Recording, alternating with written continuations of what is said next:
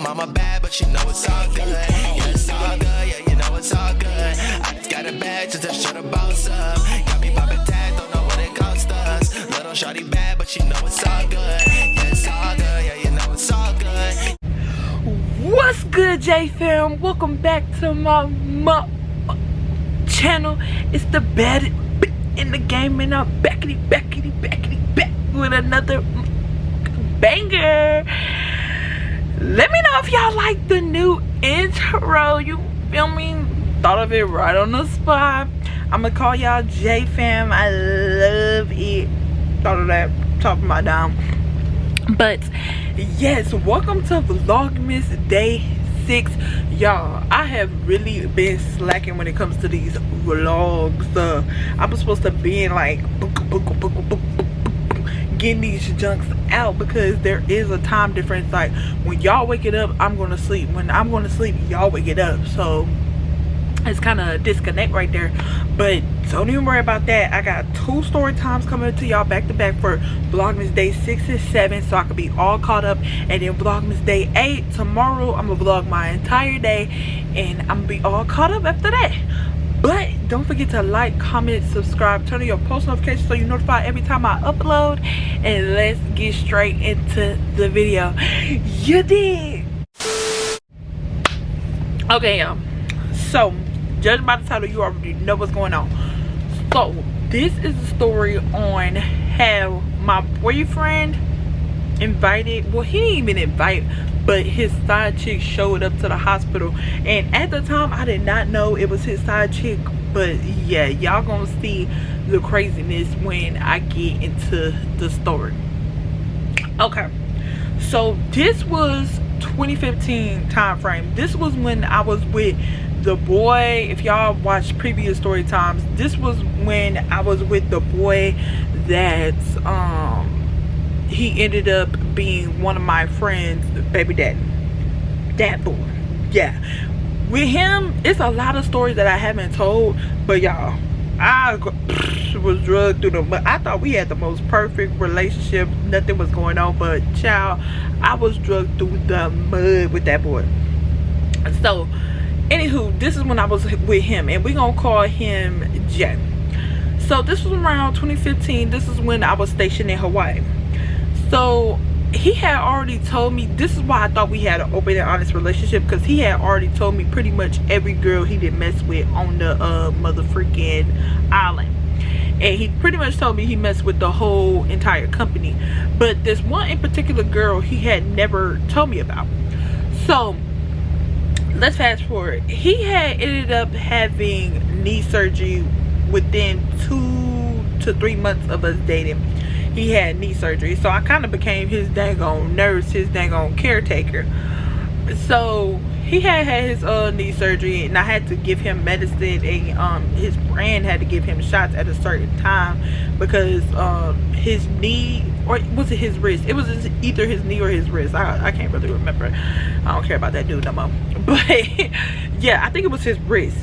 I think it was his wrist. So his friend had to give him a shot of something, and I had to give him pills like at a certain amount at a certain time, and the pills would make him sleepy and like loopy and like just out of it. Like it was some strong medication. So it was this one day I had to pull a 24-hour CQ shift, and we had like, our barracks building was like a building, and it was 3 floors. It had an elevator, and it was just 3 floors with the barracks room all around. So if you're not in the military, barracks room is pretty much like where single soldiers and but in Hawaii, like pretty much if your spouse wasn't there, everybody was in the barracks. So CQ is when you pretty much guard the barracks for 24 hours and then you get the next day off. So mind y'all, I told y'all I was pretty much being his caretaker. So when I was on duty for those 24 hours, I would be sitting at the desk, you know, guarding or whatever, and then I would take a break and I would go upstairs and give him his medicine when he needed it. Like I had set my time, like, oh, I was such a good girlfriend, oh my gosh. But I had set the time, like, okay, he gonna need his medicine at this time, he gonna need his medicine at this time. So time going by, you know, I'm going up there, you hungry, baby, what you need, da da da. He was good. Every time I went up there, he was good. He was asleep and stuff like that.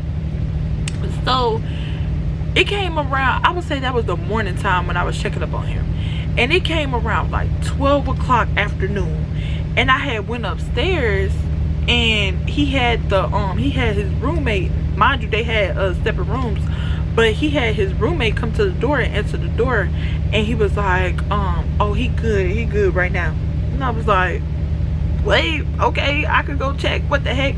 Mind you, he's supposed to be in there asleep, like, okay. So I'm like, he good. He was like, yeah, I already gave it to him or whatever. At the time I wasn't thinking nothing of it. I was like, oh, okay, Jay probably told him like, oh, take care of me because she on 24-hour duty, and I don't want her to keep coming back up here, you know, get in trouble or something. So I'm thinking like, oh, maybe he was looking out for me or something. So I go back downstairs, but something in my gut was just like, no. So his friend had ended up, I guess he was coming to give him his shot or his food or something, but one of his friends had called my phone. He was like, bro, you need to call the ambulance because something ain't right, like he's in pain, like he's screaming. And mind you, I can hear him screaming too. Like once he called my phone, I could hear Jay like screaming like in pain. I was like, oh my gosh, like what? So I ran upstairs, like he was on the second floor, so I ran upstairs and I busted in the room, and by this time the door was open. So I bust in the room and I go in his room, and he's standing, he on the bed like screaming in pain, like screaming. He was, oh my gosh, I felt so bad for him. It looked like he was in so much pain, but I'm up there trying to attend to him, feeling bad for him. But then I see a girl like in the room, and I'm like, the hell, what? And she was like, it's okay baby, it's okay. And I'm like, yeah, it's okay babe, it's okay. No, actually, okay. So y'all, at this time I couldn't really say anything because y'all, at this time he was like, the ranks was different. I ain't gonna tell y'all what rank he was, but the rank structure was different, and I could have got in trouble for even like dating him or whatever. He ain't in the military no more, so it really don't matter. That's old, I'm married now, it don't matter. But yeah, y'all, he was like a higher rank than me, and I was only a E2 at the time, so I was not supposed to be talking to him. So when she said that, I didn't say anything. I was just looking like in shock, like, wait, like what is she talking about, babe? Like what is going on? Mind you, I used to be in this man room all the time, 24/7, like day in day out, always in this man room. I'm like, what is this girl talking about? So she's like, hey, can you call the ambulance? I said I already did, they on the way, because I had called like when I got off the phone, I had called or whatever. So I'm just looking like I'm in shock, and he can't even register what's going on because he's in so much pain. He's screaming, he just belligerent, just out of his mind, just in pain or whatever. And the pain medicine was working, he was just in pain. So she steady saying babe, she steady saying babe.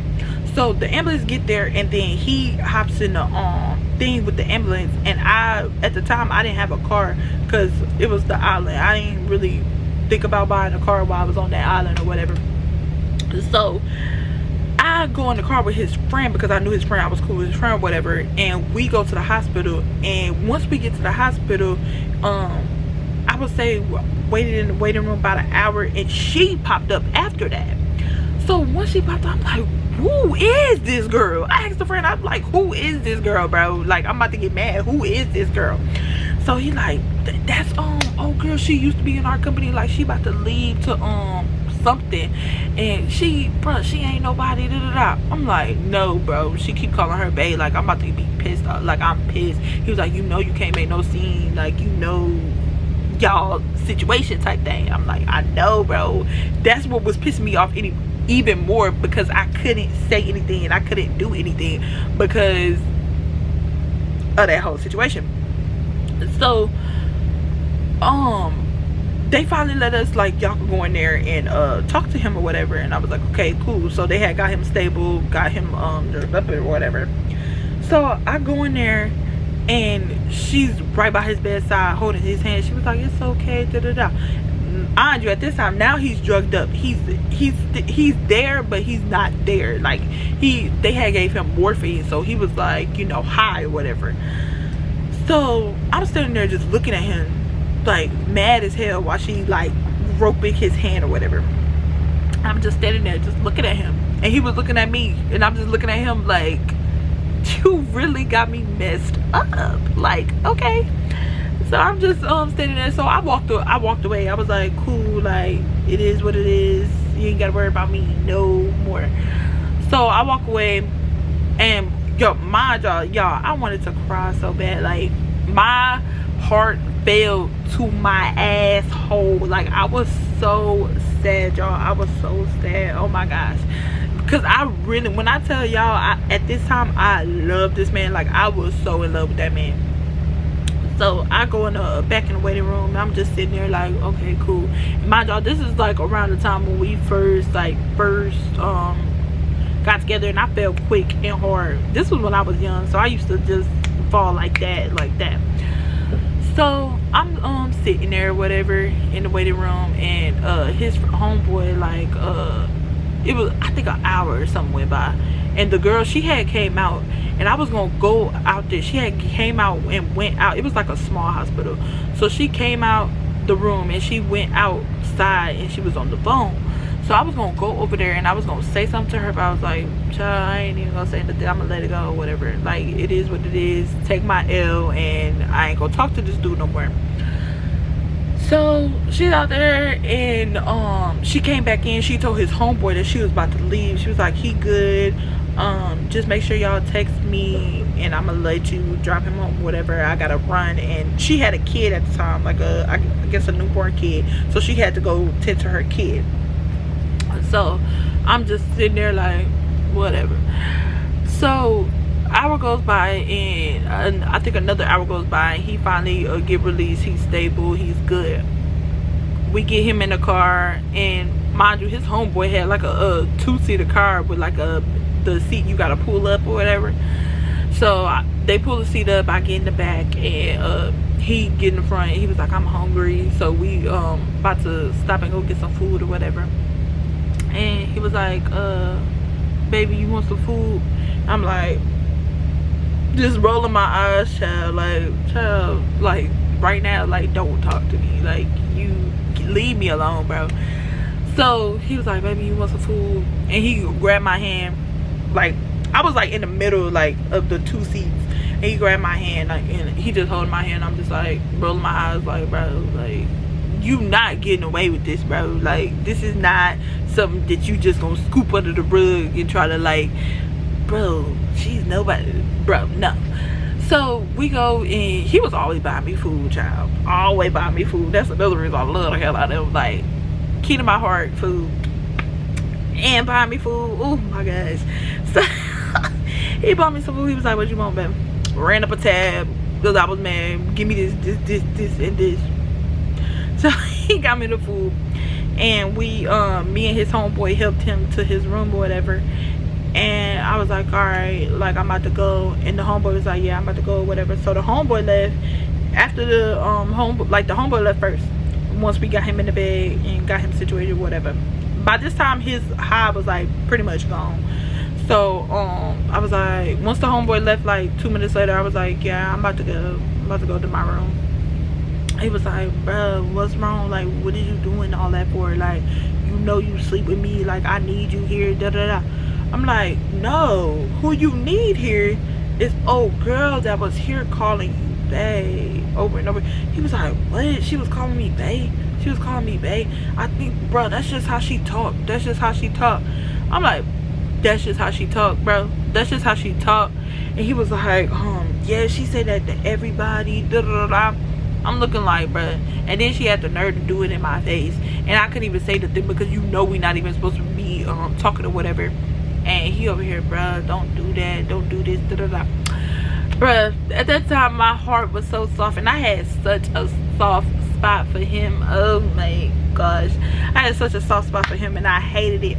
So when he was doing that, like, bro, I need you, da da da da, I ain't gonna be able to take my medicine and get up and blah blah blah, acting like he was just so crippled. It was just his wrist, but it was a big like surgery or whatever.